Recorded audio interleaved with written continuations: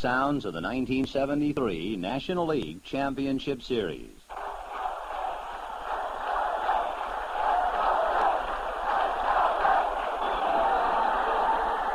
I'm Vin Scully, broadcaster for the Los Angeles Dodgers. Along with right-hander of the St. Louis Cardinals, former Cy Young Award winner Bob Gibson, we saw it all.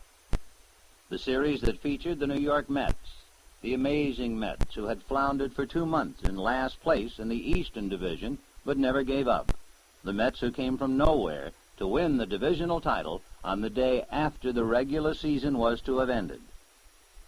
Against the Cincinnati Reds, the superstar team that played 700 ball from the 1st of July to overcome the Los Angeles Dodgers. And so they met, the Mets and the Reds.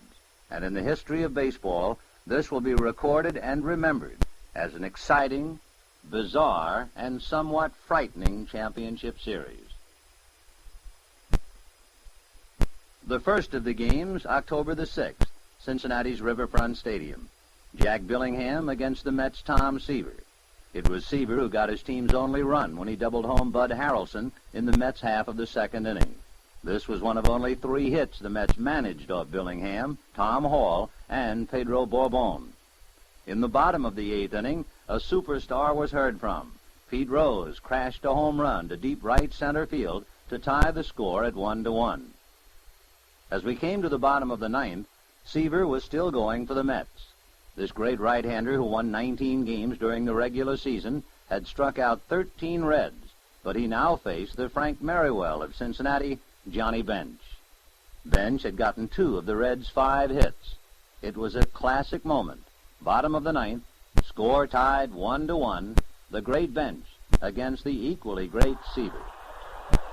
Bench has doubled, struck out, and singled. Fastball hammered to left field. Back goes Jones. It's gone.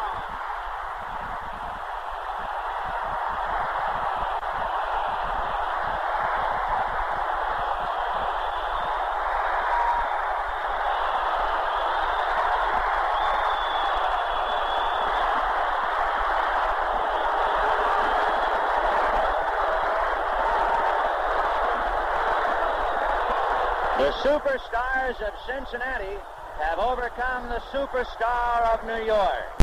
An 8th inning home run by Pete Rose tied Tom Seaver, and a 9th inning home run by Johnny Bench beat him. And so the final score here at Riverfront Stadium in Cincinnati, the Reds 2 and the Mets 1.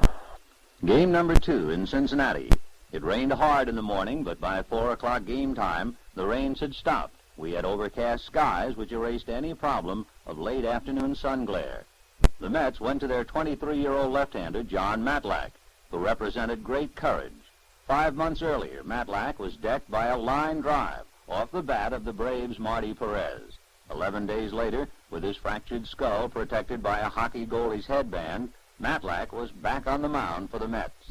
In his last 7 starts, he had been a winner of 6, and during the great September stretch drive, Matlack won 5 straight. The Reds opposed him with Don Gullett, who ultimately was charged with the loss because of what happened in the top of the 4th inning when Rusty Staub was hitting. Gullett heaves a little sigh as he checks in with Johnny Bench. Now the left-hander's 3-2 pitch. Fastball hit to deep right field. Back goes Costco, way back to the wall. It's gone. A home run for Rusty Staub. And the Mets are on the boards first, as they were yesterday, and they lead the Reds 1-0. On this important Sunday, John Matlack, who normally throws a lot of fastballs, crossed up the heavy-hitting Reds with a lot of off-speed pitching. It was a masterful 2-hit shutout, but John did have one anxious moment in the Reds' 5th when he was facing right-hander Andy Costco. 2-2 to Andy Costco, and Matlack back, and the pitch is drilled down the left field line, hooking at the foul pole, and goes just foul.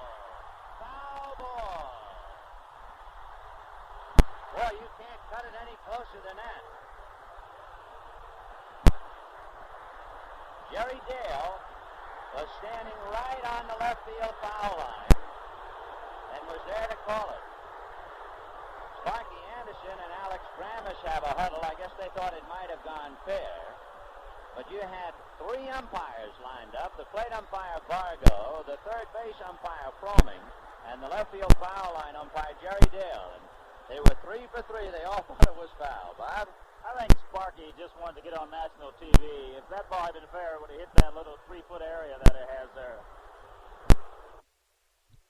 Despite the scare, the Mets protected their 1-0 lead through 8 innings, ever fearful of another uprising from the Reds' big guns. In the top of the 9th, however, the Mets put the game out of reach. With 1 out, Felix Millan singled off Tom Hall. Rusty Staub drew a base on balls, and that brought up Cleon Jones. 1-2 to Cleon Jones. Tommy Hall delivers. Fastball, line drive, base hit to center field. Here around third comes Millan. The throw to the plate is not in time. Scoring is Millan, knocking Bench on his back, and going to third is Staub. Sparky Anderson says something to Bench, who then says something back to the manager. But I don't think Sparky has much to argue about. Bench was planted on the plate, but Millan got in there and then knocked him over. So Felix knocks Bench down, and the Mets lead 2-0. And the batter is John Milner. Left-hander Tommy Hall was replaced by right-hander Pedro Bourbon, who gave an intentional pass to John Milner. And then it was Bourbon pitching to Jerry Grote. Bourbon is now going to go out of a windup. The 2-0 pitch is swung on and grounded up the middle. Base hit. Staub scores. Here comes Jones. The throw is way off line, and it's 4-0 New York. The Mets added still another run, and in the bottom of the 9th inning, Matlack was supreme in retiring the Reds' murderer's row. The last batter was yesterday's hero, Johnny Bench, who struck out to end the game. Matlack faced only 31 batters as the Mets won 5-0 to square the series at 1 victory for each team.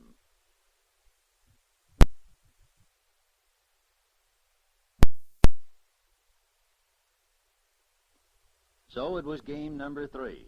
That meant going on to New York to finish this 5-game series, starting with a 2 o'clock Monday game at Shea Stadium. Left-handers Jerry Koosman for the Mets against Ross Grimsley for the Reds. The calm beauty of the day was misleading. It turned out to be one of the most explosive afternoons you'll ever want to spend at a ballpark. Among other things, it was Columbus Day, and the crowd of nearly 54,000 included many, many youngsters who didn't have to skip school to greet their own Rusty Staub when he came to bat in the bottom of the first. It was Staub, you'll recall, who hit the home run that broke open the Sunday game in Cincinnati. Now, Ross Grimsley and Rusty Staub had battled to a 2-2 count. Grimsley comes back 2-2. Fastball, belted to center field. Back goes Armbrister away back.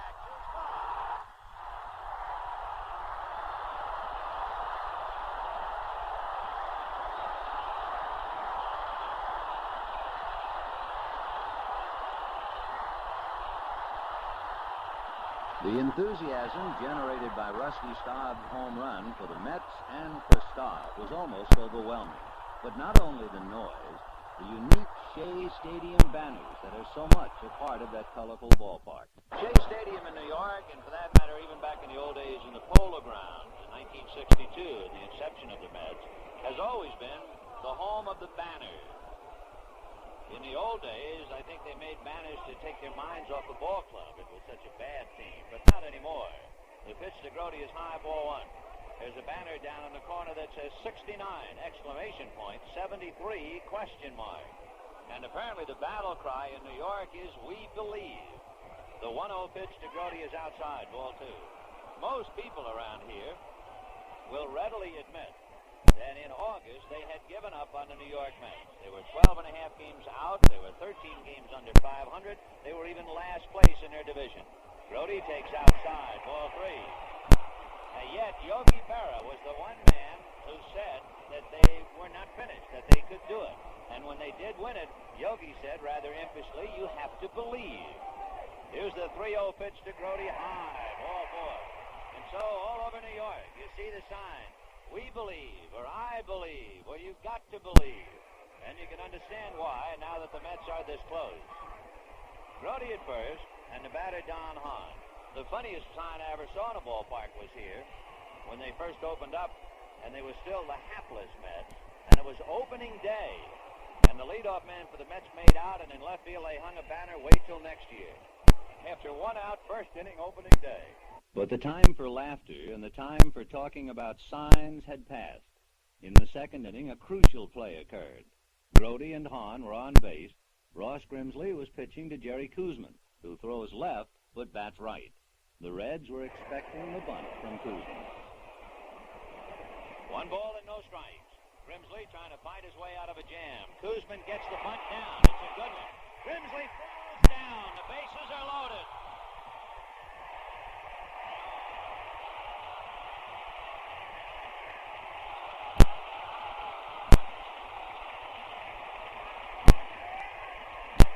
Boy, that must be a killer, Bob, to fall down. Yeah, he came in a little too fast. He was in too much of a hurry. You got to know the runner, which is Jerry Koosman, who's not a very fast runner. He had plenty of time to come in, pick the ball up, turn around, make a slow, deliberate throw. But sometimes you get just a little over-anxious and things like that happen. Other things happen as well. Jerry Grody then scored after Wayne Garrett's long fly ball, and Don Hahn scored on Felix Millan's single. That was all for the fallen Grimsley, and Tommy Hall came on to relieve him. Who did Hall have to face first? None other than the redhead, Le Grand Orange, as they called him in Montreal, Rusty Staub. Tommy hiding the ball back at the left hip. Staub waiting. Hall strike 1 pitch to Staub. Is belted to right field. Back goes Pasco. Way back. It is gone.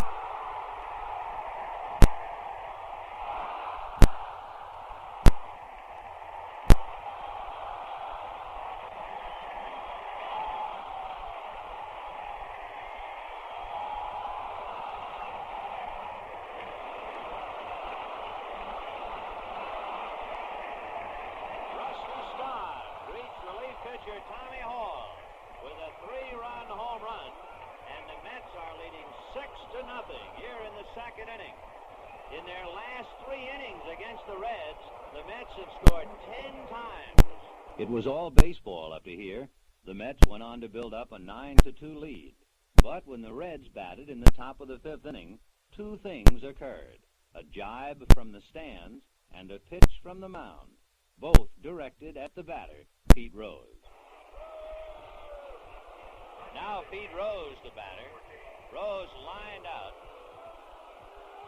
and singled. The professional sign maker holds up a sign that says Stupor Star. S-T-U-P-O-R, S-T-A-R. So the needle is out. And Rose takes high and inside. It goes all the way to the backstop. Ball 1. I'll tell you a story about Pete Rose. One time I threw a ball up and in on him, and he looked out at me, and he spit at the plate, and the next pitch was right under his cap, and he didn't spit anymore. He gave Koosman a look, but that's all. But I was wrong. Rose gave more than just a look to Koosman. First, he singled up the middle. Then it looked like the inning was over, and another routine half-inning had been filed in the books. Jerry Koosman got Joe Morgan to hit into what started as a routine double play. Koosman at the belt, looks at Rose, kicks and comes to Morgan as a ground ball to Milner. He goes down to Harrelson, back to Milner, double play. The Mets began to leave the field, but words were exchanged between Rose and shortstop Harrelson, and the next thing the crowd knew, Rose had picked Harrelson up and thrown him to the ground. Mets third baseman Wayne Garrett dived on Rose's back, and one of the wildest brawls in baseball history began to shape up down on the field. Pete Rose is on the ground, and all of the Mets and Reds are out there with him.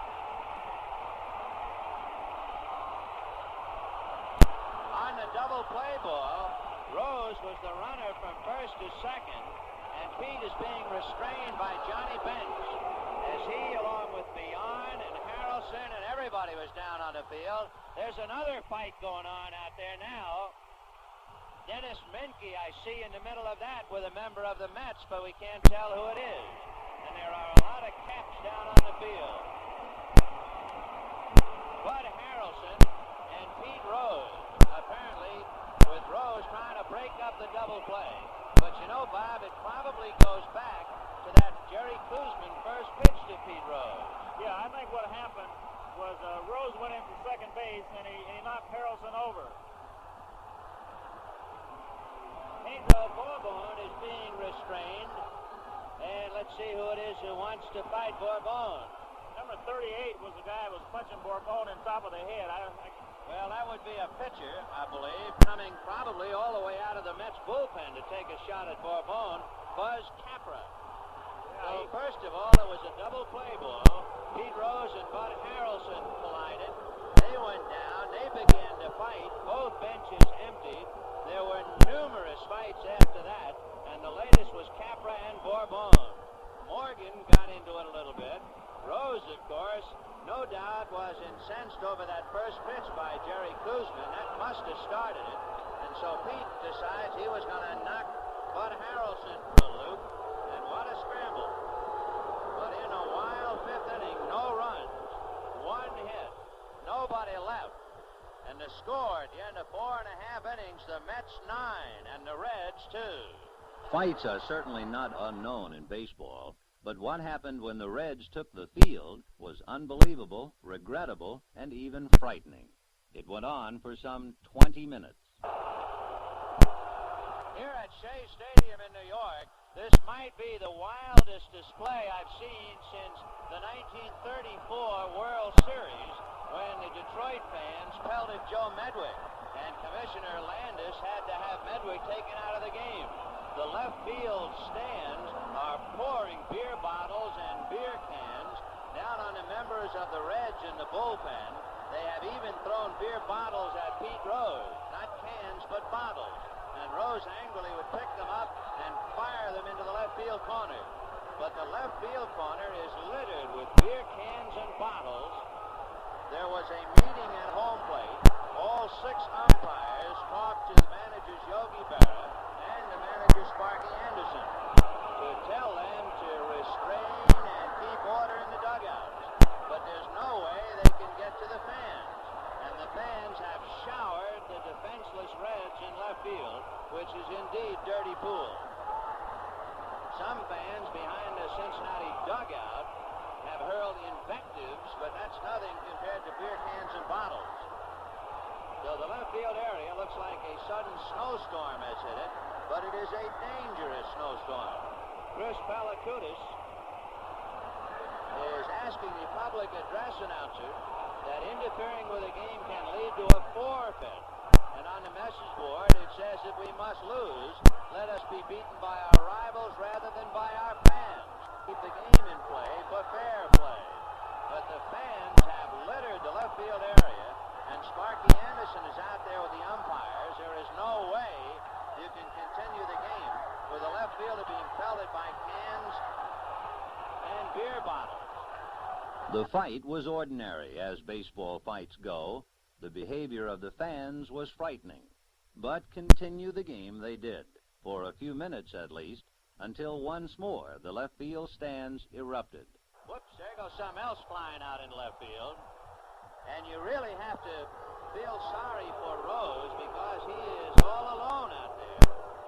Sudol is pointing into the stands, and a few more things are coming out.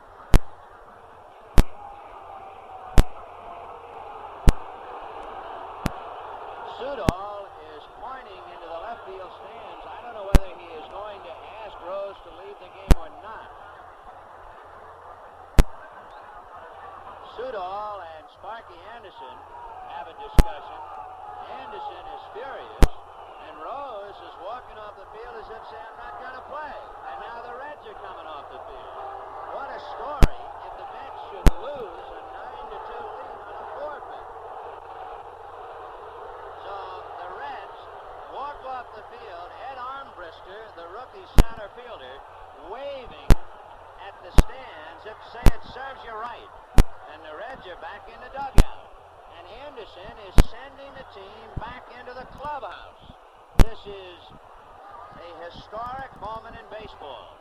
I don't know of a forfeited game. I remember one night in Philadelphia at Old Connie Mack Stadium, the Dodgers and the Phillies got into a battle. Jaco Conlon was the plate umpire. They finally played the national anthem to restore order. And after making the announcement that it would be a forfeit if they didn't cool off, they they cooled off and the game continued. But what a headache for Chub Feeney, the National League president. He's down on the field talking to the umpires. The Reds are in the dressing room. George Anderson said, "No way, let's get out of here." And they're back in the clubhouse. Near chaos reigned until the solution to the problem was at last uncovered. The Mets borrowed a page from the United Nations, and for the first time in baseball history, a peace mission was dispatched to appeal to the crowd in the left field stands. Willie Mays comes out of the Mets dugout. They might ask Mays to act as a peacemaker. Rusty Staub, who's the most valuable today, along with Mays, Yogi Berra, who's popular, Cleon Jones, who's popular. They have become a goodwill contingent, and they're going out, I think, to left field. Tom Seaver now is going out there, and they apparently are going to implore the New York fans to cool it, because they could lose this game. I don't know how you can control something like that. You would just about have to have a lot of policemen up in that area, because you're just not going to be able to stop those kids from throwing things down there by asking them not to do it. Well, they have sent the most popular men in New York out there: Willie Mays, Yogi Berra, Rusty Staub, Cleon Jones, and Tom Seaver. And they are now standing in left field. And Mays is talking to the ground crew, but the other four are holding their hands up to the Mets fans that say, "Please don't throw anything at Rose. Let us continue. We're leading by 7 runs. Don't blow the game." Charles Feeney, the National League president, is talking to, I believe, gentlemen near the dugout. Bowie Kuhn is one of them. Donald Grant, the chairman of the board of the Mets, is another.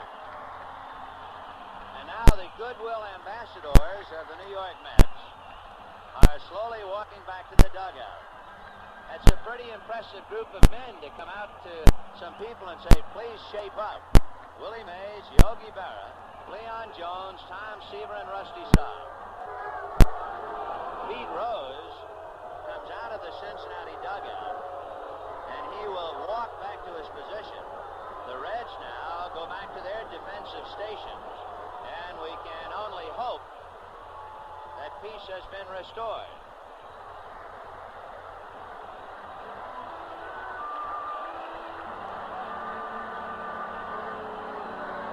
President Charles Feeney continues to talk to the umpires down on the field, but I think that was a pretty wise gesture, sending the most valuable and popular Mets out there, because the people were not about to listen to umpires. They were not about to listen to Cincinnati players. But when they got that goodwill group of Yogi Berra, Willie Mays, Tom Seaver, Rusty Staub, Cleon Jones, evidently they have finally cooled off, and we can continue with the game.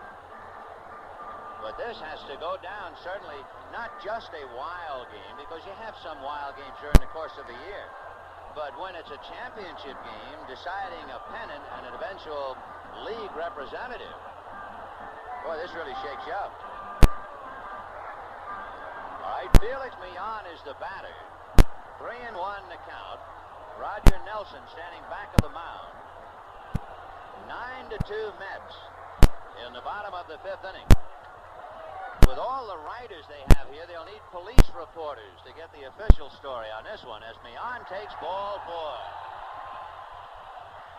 Well, it proves one thing, Benny. If you're going to start a fight with the New York Mets, you better do it at home. Yeah, that's right. You play here, you are in the lion's den. The rest of the day was noisy, but there was no more scoring, and Jerry Koosman went all the way for the Mets' victory, 9-2. The day was over. It was a long day, and a day to be remembered. Game number 4, the game the Reds must win to stay alive. New York now had the advantage 2-1, and the Mets went with left-hander George Stone. Cincinnati countered with left-hander Fred Norman. In the aftermath of the previous day's explosions, Shea Stadium was decorated with signs and banners everywhere. It was the Mets who broke the ice in the bottom of the 3rd when Felix Millan singled home Don Hahn with the game's first run. The Mets sheltered this lead through 6 innings, as Stone gave up only 2 hits to the Reds. In the 7th, Stone was pitching to Perez. Here's a drive by Tony Perez. His first hit of the series is gone. Tony Perez was 0 for 14, and he hits it out. And he's just that kind of a hitter, isn't he? The ball hit right behind that car that's out behind the 371 mark, and the car's got to be at least 100 feet from that 371. So Stone makes one little mistake, and the Reds have tied it up 1-1 in the 7th inning. Cincinnati went on to chase Stone in the 7th inning, and Tug McGraw relieved him. In the 9th inning, the Reds loaded the bases, but McGraw snuffed them out. Again in the 10th, McGraw extinguished a bases-loaded threat. So it was on to the 11th inning, a 1-1 tie. McGraw had gotten 2 Reds out, but then came a play that saved the inning for McGraw, a spectacular play by right fielder Rusty Staub. 2 down, and Dan Dreesen is the batter, another left-hand hitter. McGraw left foot on the rubber. Dreesen came in as a runner. Now he's up there as a hitter, and he's a good one. He hit .301 during the year. Infield back, but they have the corners up, and the pitch to Dreesen is driven to right center field. Scott going back, away back, one-hands it. Hits the wall, falls down, but holds onto the ball, but he's hurt. Rusty Staub is on his back, but he held onto the ball. And wait till you hear the ovation he gets as he gets to his feet and slowly comes in from right field. Listen.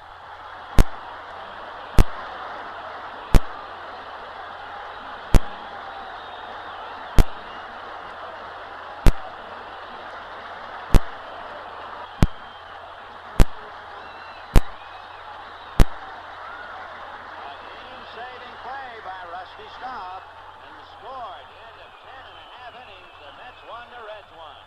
In the bottom of the 11th, McGraw was lifted for a pinch hitter, but the Mets failed to score. Now it was the top of the 12th. Right-hander Harry Parker had come on to face the Reds. He got 1 out and then faced Pete Rose. Remember, this was Pete Rose's day at Shea Stadium. He had been greeted at bat every time with catcalls and boos and more slanderous banners. Wet-nosed Rose, said one. A Rose by any other name would be a man and play the game. We never promised you a rose garden. Foreclose the rose. Reds, your rose has withered and your bench collapsed, just to quote a few. Did this bother Rose? Well, he answered with 2 hits in his first 4 at-bats, and now, in the 12th, he faced Harry Parker. And the 2-2 pitch. Fastball fell into right field. Staub going back, away back to the wall. It's gone. And oh, the Reds going wild. And you should see Rose holding a fist high in the air as he circles the field.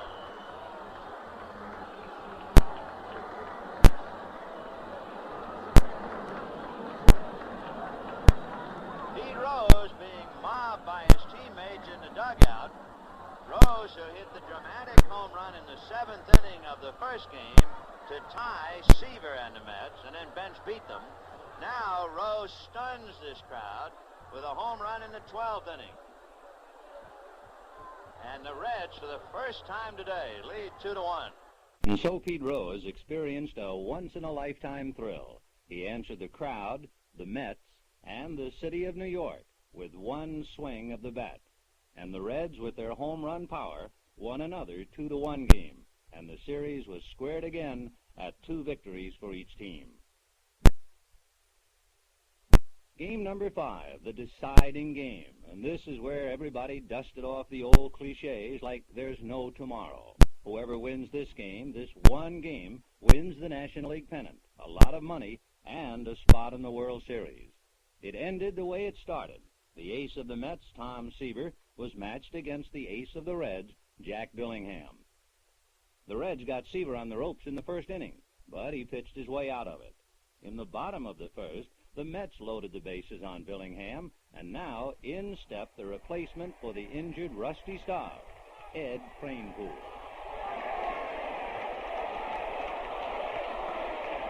Ed Kranepool is the only man alive who can say that he has played for the Mets every year in their existence. He came up in June of '62, and he's played some part of every year, and now he's in his biggest game. Bases loaded, one out, first inning. Billy Ham deals. Line drive, base hit to left field. In comes Millan. Here comes Cleon Jones. The throw, he's in there.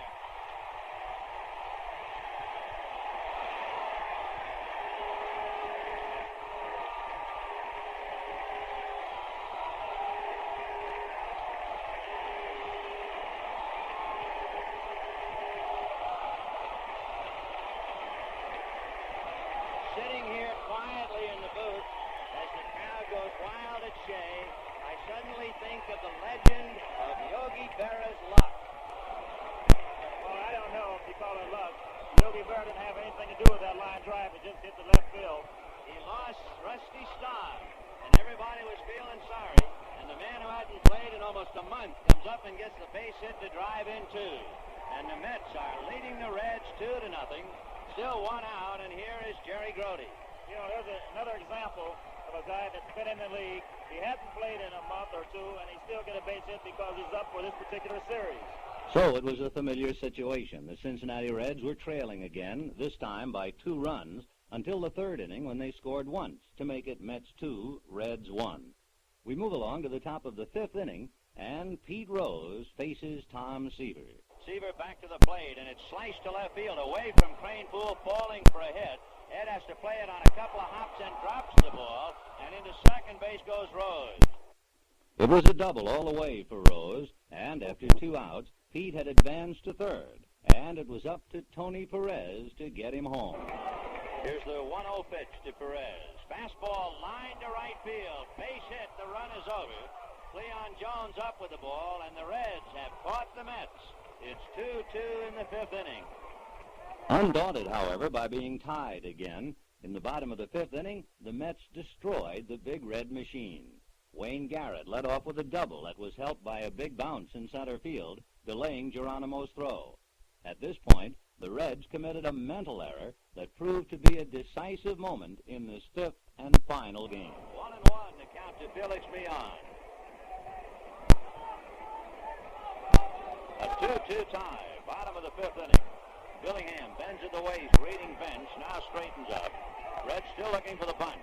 Millan is punting and got it down. Billingham has a play at third. He throws and missed it.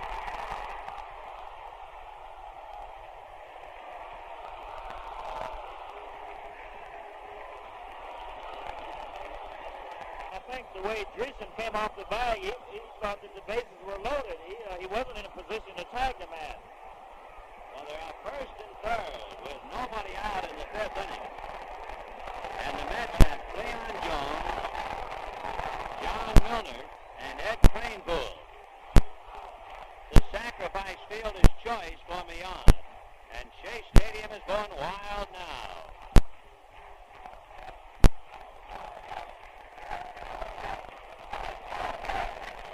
Garrett down the line from third.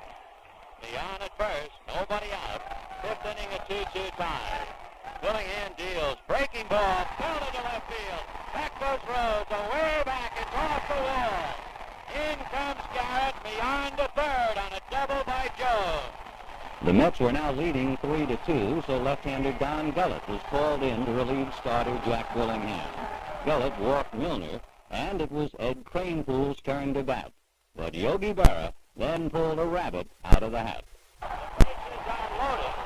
Ed Cranepool is coming back towards the dugout. And Willie Mays is coming up. What a moment in New York.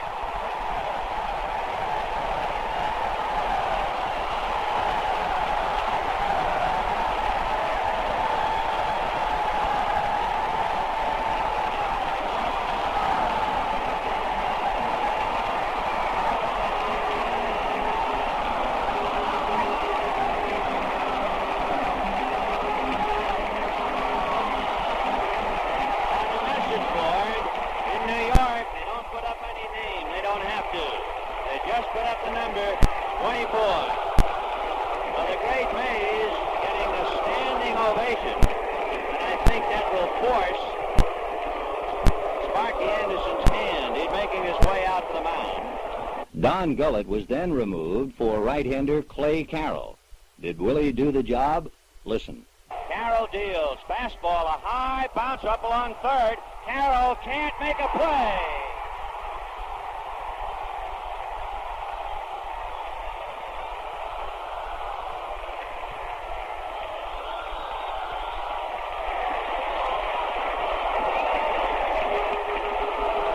Willie Mays got himself a 40-foot single. He beat it down into the dirt in front of the plate, a high bouncer.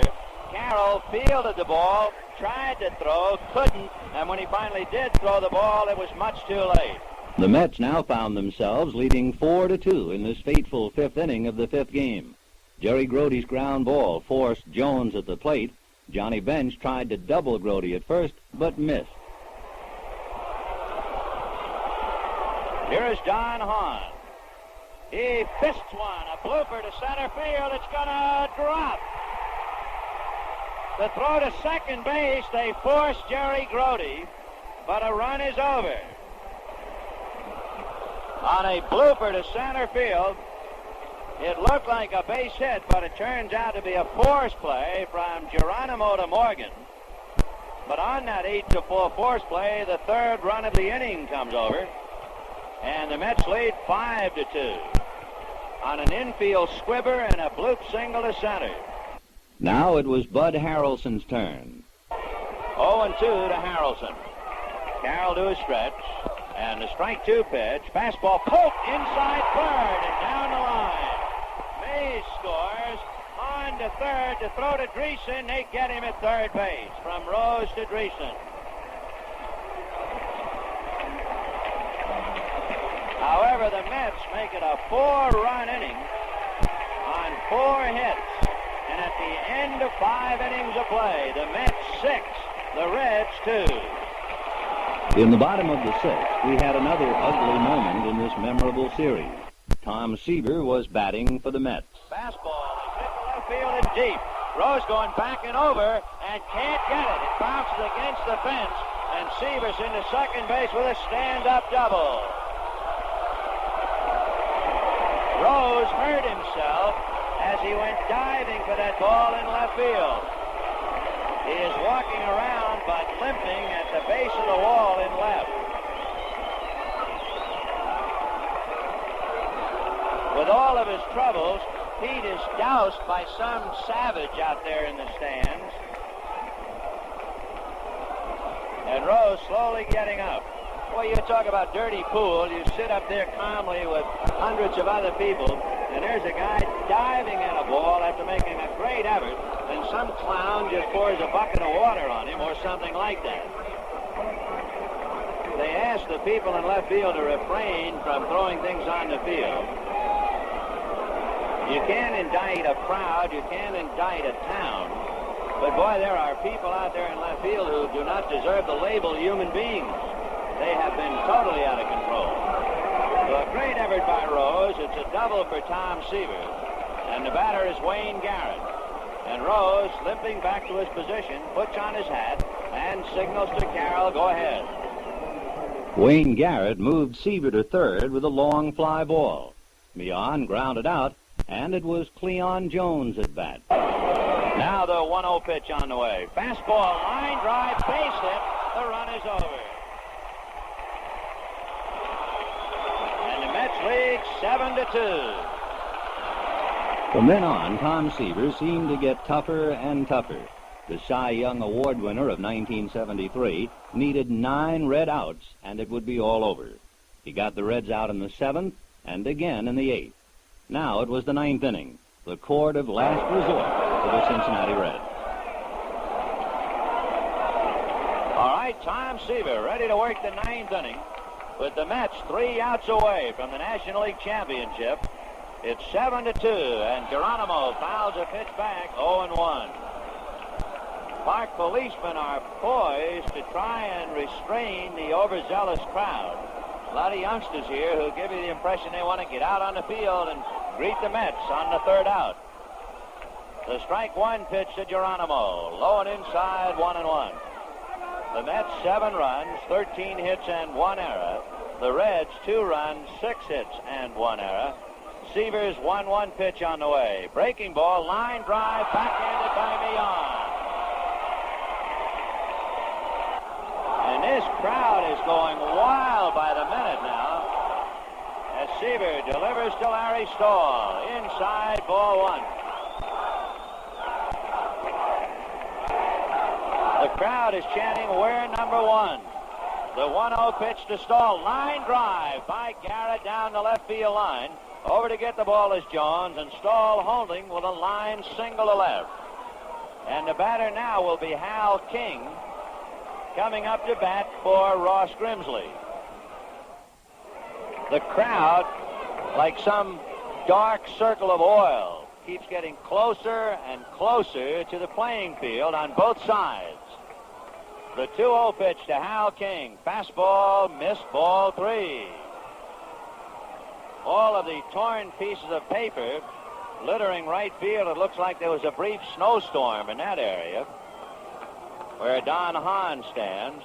Now, first base umpire Jerry Dale is walking over to the box seat railing, and we'll see he wants to talk to a park policeman and to a New York policeman, asking apparently some of the fans. As we said, they have not only crept down the aisles and right to the box seat gates, they are now hanging over the gates, and it looks just like that, like a creeping shadow perhaps. It just gets closer and closer to the playing field, only this is a sea of humanity that has been kept in check, but only for so much longer. The 3-1 pitch to King. Fastball outside, ball 4. So the Reds are still breathing, although barely visible, and the batter is Pete Rose. All right, Seaver back up on the mound. The crowd back up into the stands, reasonably so, but really the stands are bursting to come out on the field. And when that third out, if and when it is recorded, I don't think they'll be able to hold them back. So Pete Rose up there, 1-2 the count. Stahl at second. Ushers and special policemen are now out on the field in foul ground to try and restrain the giant wave of people that will hit the field at Shea Stadium any minute. 1 out. 1-2 to Rose. It is really scary to see a crowd come down like that. Here's the 1-2 pitch to Rose. Fastball outside, ball 2. And I'll tell you one thing. This is one time I'm going to root against Pete Rose. I would just as soon not have Rose on the base paths when this ball game ends.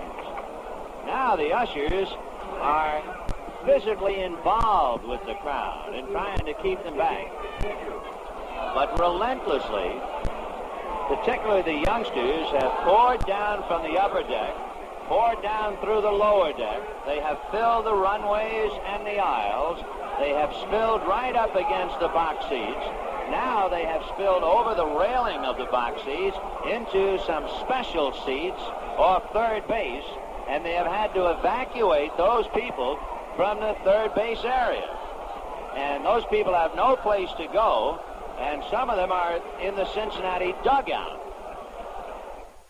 It is almost as if the crowd has taken over this game because there's no way to play. They have restored order to the degree there must be 200 ushers and policemen down the left field and right field lines, and they will have their hands full to try and keep the kids, we use the word kids advisedly, from jumping on the field. The umpires, however, are very much concerned, and as we said a moment ago, I just as soon hope that Rose is in the dugout when the last out is made. I would hate to see a great ball player like Pete exposed to the 1 or 2 nuts who might be in this crowd. I guarantee you, if a couple of them grab a hold of him, they're going to have their hands full. Oh, yeah. It'll take a lot more than a couple. All right, Tom Seaver talking to Bruce Fromming. Pete Rose, the batter, 2-2, 1 out in the 9th. The Mets leading the Reds 7-2 in a powder keg finish now. Larry Stahl at second and Hal King at first. Seaver at the belt. And the 2-2 pitch. Fastball is low. Ball 3. The Reds dugout, it's standing room only. players, ticket holders, ushers. The 3-2 pitch is ball 4 to load the bases, and that's going to do it for Tom Seaver. They're going to have to go to the bullpen. The bases are loaded. Larry Stahl at third, Hal King at second, and Pete Rose at first. And the first pitch is high, ball 1. And as Bob Gibson mentioned, just about every member of the Reds in the dugout, each man holding a bat. That'll give you an idea of the air here at Shea Stadium. Morgan fouls it away in the count 1-1. The emotional climate is such that the field, the foul line area, is covered with ushers and policemen. 7-2 New York. We're in the 9th inning, 1 away. McGraw with the bases loaded and the 1-1 pitch. Morgan takes high, ball 2.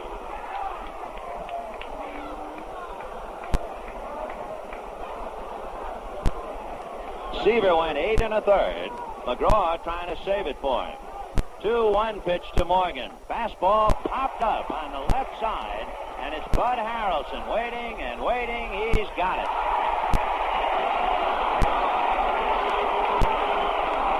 So the infield fly rule is called. There is 1 out left to Cincinnati, and the rookie third baseman Dan Dreesen coming up. And I wish Sparky would have a runner for Pete Rose at first base.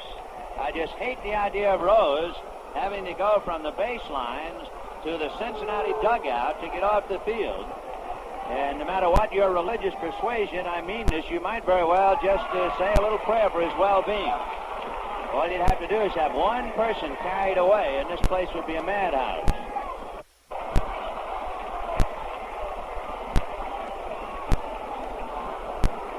The crowd now, the only word to use for the crowd, it is poised, like a giant leopard to jump out onto the field.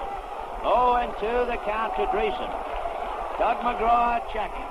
Into the windup, and the strike 2 pitch is a slow roller to first base. Milner to McGraw. It's over. The crowd is on the field, and George Scherger fighting his way through. Out on the field. Pete Rose, I think, is out near second base, but we can't see him in a cloud of dust and humanity. I only hope that somehow he has gotten off the field, but I don't see him. It looks like a stampede of animals, and they have completely covered the infield. I don't want to scare anybody. I just don't know if I've seen Rose or not. Looking in the crowd, we saw Darrell Cheney and George Scherger take swipes at fans, and I can only assume and hope that all of the Reds are safely back in their dugouts as that sea of youngsters are just poured out onto the field. It is history. The New York Mets have beaten the Cincinnati Reds 7-2. They are the National League champions, and they'll be in the World Series. Well, it was quite a game. It was quite a finish, and it was quite a championship series. By the way, Pete Rose did escape from that crowd on the field. He executed some great broken field running in a dash to the dugout. Yes, it was a nightmare ending, but soon it transformed into a celebration all over New York. Oh my, how the tables have turned. In midsummer, any New Yorker would tell you that the Mets would finish in the cellar, that maybe Yogi Berra would be fired, that even general manager Bob Sheffing might lose his job. But Yogi Berra stood fast through it all. He said, "You've got to believe." And pretty soon, his crippled team began to put it all together. Now, would you believe, the Mets had won the National League pennant. Now, you ask a New Yorker, how do you like the Mets? Terrific. I said it all the time. All the way. That's where we're going. The Mets? Oh, the Mets. Beautiful. I kiss every one of the 25 guys. That's how I feel. I kiss them. Not to the right, not to the left, smack in the middle. I kiss them. Believe me.